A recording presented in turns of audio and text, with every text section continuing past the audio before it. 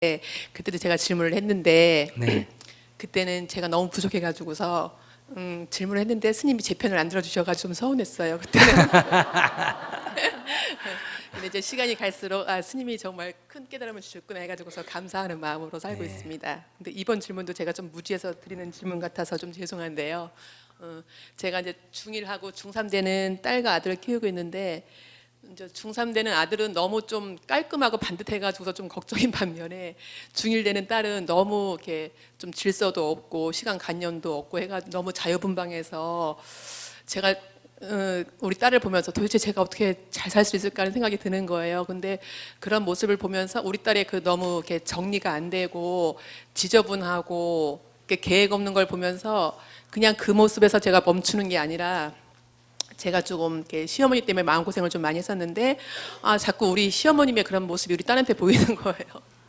이렇게 좀 안 치우고 정리 안 하고 그런 모습 보니까는 제가 또 한동안 그런 모습을 보니까 좀 이렇게 괴로움이 자꾸 제가 좀 올라오더라고요. 그래서 내가 어머니를 미워해서 우리 딸한테 내가 저런 모습이 보이나 보다 이렇게 또 반성도 했는데 반성도 하다가 다시 또 이렇게 후후 올라온 이렇게 스트레스를 받으면은 시댁에 대해서 스트레스를 받으면 다시 또 저봐 시어머니 닮아서 저렇게 저런 모습이 보여 막 그러면서 저를 괴롭히고 했는데 이제 자꾸 이제 딸이 조금씩 커가는데 좀 반듯한 생활을 했으면 좋겠다는 생각이 드는데 자꾸 이제 얘가 아직 그런 관념도 안 서 있고 제가 계속 말르는 가르치고 잔소리하고 하는데도 우리 딸은 전혀 개의치 않고 계속 지저분하게 살고 있습니다. 그래서 그냥 이렇게 어머니와 연관 안 짓고 그냥 우리 딸이 저런가 보다 하고 이렇게 보아줘야 되는데 그게 자꾸 연관돼서 보아지는 것 때문에 제가 가끔씩 괴로울 때가 있어서 어떻게 하면 제가 이렇게 마음을 잘 다스리고서 봐야 되는지 여쭙고 싶습니다. 그 집은 굉장히 내가 볼 때 풍요롭네요. 뭐가 풍요롭냐? 아들, 딸이 개성이 다르잖아, 그죠? 그러니까 서로 다른 것들이 같이 있는 것보다 다양성이 공존하고 있잖아, 지금 한 집에. 다양성이 공존하는 것을 우리가 풍요롭다 이렇게 말해요. 아시겠어요? 이 세상에서도 마찬가지예요. 다양성이 서로 갈등, 충돌을 하면 사회적 갈등이 증폭이 되고 다양한 것들이 서로 공존하면 그 사회는 풍요로운 사회다 이렇게 말할 수가 있어요. 그러니까 한 가지 색으로 화단을 한 가지 종류나 한 가지 색깔의 꽃으로 화단을 만든 거하고 여러 가지 종류, 여러 가지 색깔, 여러 가지 크기, 여러 가지 모양의 꽃으로 화단을 만들 때 우리가 단색으로 만들어진 꽃도 예쁘잖아, 그죠? 장미정원 이런 것도 예뻐요, 안 예뻐요? 예쁘지만은 그 화단 안에 여러 종류가 조화를 이뤄도 예쁘죠. 그래서 그럴 때 똑같은 화단인데 풍요롭다는 건 양이 많다는 것만 풍요로운 게 아니라 이렇게 다양하면 풍요롭게 느껴집니다. 그래서 집안이 아주 풍요롭네. 근데 이제 자기는 걱정이 깔끔하면 너무 깔끔하다고 걱정, 또 덜 깔끔하면 덜 깔끔하다고 걱정. 그러니까 이게 자기 문제지 딸 문제도 아니고 아들 문제도 아니에요. 근데 아들은 너무 깔끔하면 딸 같은 아내하고 살면 남편이 잔소리가 엄청나게 많겠지. 안 그래요? 또 딸이 오빠 같은 남편을 만나면 어때요? 또 갈등이 많겠지. 인간 세상은 늘 그렇게 만나서 살면서 갈등을 일으키는데 이 둘은 어릴 때부터 어때요? 그런 서로 다른 것이 한 집에서 공존해가 경험을 했잖아, 그죠?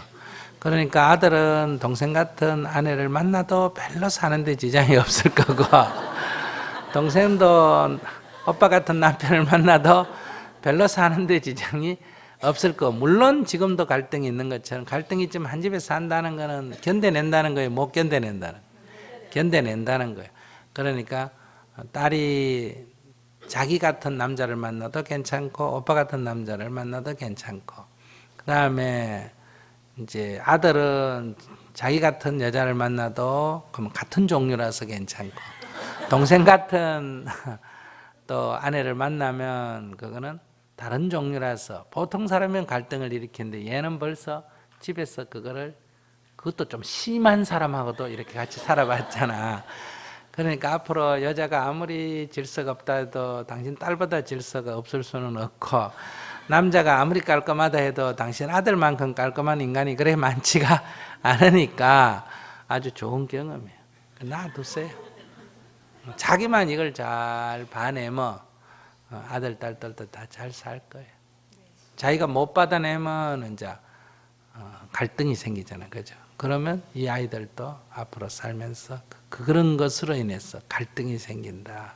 그래서 내버려 두라는 게 아니라 그걸 자기가 힘들어하지 마라. 이게. 그러나 아들이 너무 지나치게 깔끔하다 하면 깔끔한 건 좋은데 저렇게 결벽증 수준으로 가면 나중에 세상 사람들하고 살기 조금 어렵잖아. 그죠? 그럼 아들하고는 약간 흐트러 놓는 연습을 자꾸 시키는 거예요. 그러니까 아들 방에 가서는 약간 엄마가 약간 흐트러 놓는 거예요. 그럼 아들이 뭐라고 할 거 아니야. 그죠? 왜 엄마 이래 놨어? 이러면 아이고 미안하다. 그런데 세상이랑은 딱 자로잰 듯이만 사는 거 아니란다. 항상 이 자연에는 다양하지 않느냐.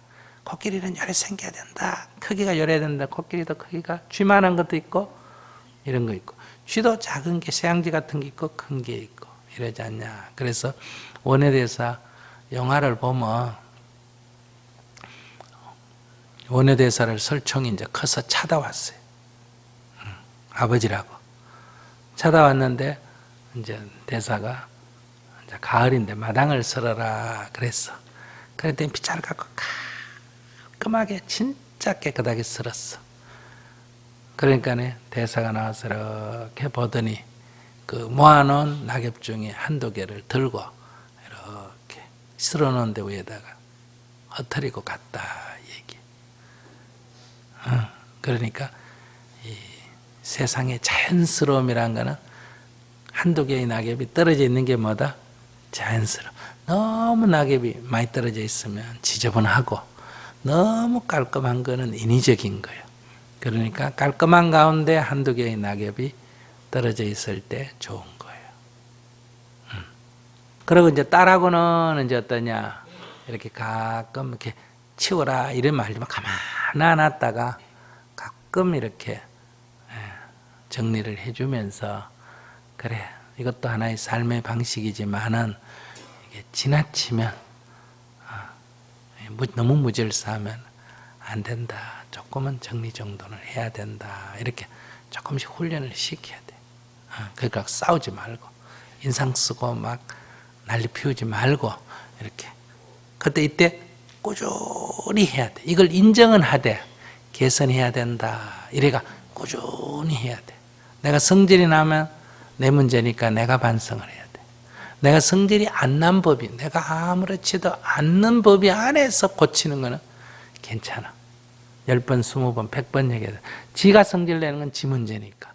내가 이거 안 돼서 짜증나면 누구 문제다? 내 문제다. 그러니까 내버려 두는 거는 방치하는 거고 그 다음에 그걸 내 식대로 하려고 하는 건 집착하는 거예요. 방치해도 안 되고 집착해도 이 극단에 속하는 거예요. 무슨 말인지 아시겠어요? 그러니까 그걸 보고 내가 걱정이 되는 건 내 문제지 걔들 문제가 아니에요.